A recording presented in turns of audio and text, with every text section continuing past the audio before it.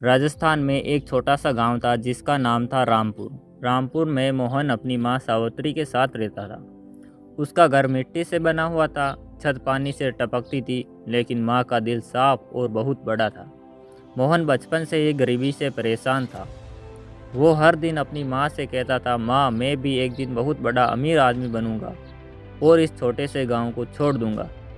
कुछ साल बीते और मोहन छोटा छोटा काम करते हुए एक बड़ी कंपनी में नौकरी लग गया। मोहन के पास पैसा आने लगा, नए नए दोस्त बनने लगे, नई जिंदगी शुरू हो गई। लेकिन माँ धीरे धीरे बूढ़ी हो गई थी और बीमारी ने उसे बिस्तर पर बिठा दिया था।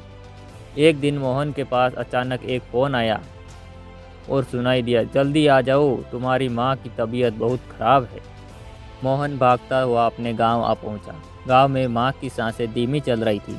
माँ ने कांपते हुए हाथों से मोहन का हाथ पकड़ा और कहा, बेटा मुझसे एक वादा करो, जब मैं चली जाऊं तो मेरे नाम से गांव में एक छोटा सा विद्यालय बनवा देना, ताकि कोई भी बच्चा गरीबी की वजह से अपनी पढ़ाई ना छोड़े। मोहन चुप हो गया और सोच रहा था, मैंने इतनी मेहनत से कमाया हुआ पैसा क्या मैं इसे गांव पर खर्च कर दूं? अगली सुबह हुई और माँ चली गई। समय बीतता गया, कुछ साल और बीते। मोहन वापस शहर आ गया। काम बढ़ने लगा, पैसा आने लगा, बिजनेस बहुत बड़ा हो गया। लेकिन हर रात उसे माँ की आवाज़ सुनाई देती थी सोते वक्त, वादा मत भूलना बेटा। एक दिन उसे अपनी पुरानी अलमारी में माँ की एक पोटली मिली। उसमें कुछ पुराने सिक्के और एक चिट्ठी थी।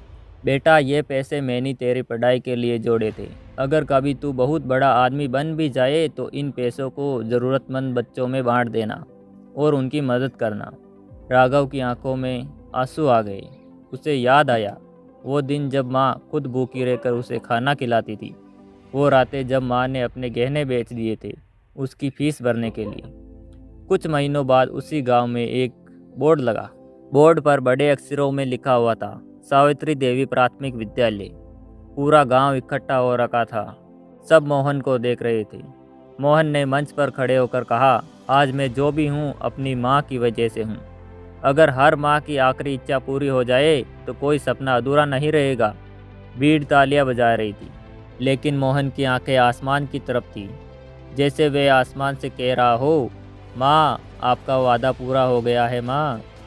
और उस दिन पहली बार मोहन को सच्ची अमीरी का एहसास हुआ था। अगर आप इसी प्रकार की मोटिवेशनल कहानियाँ देखना चाहते हैं तो हमारे चैनल को सब्सक्राइब जरूर करें। धन्यवाद।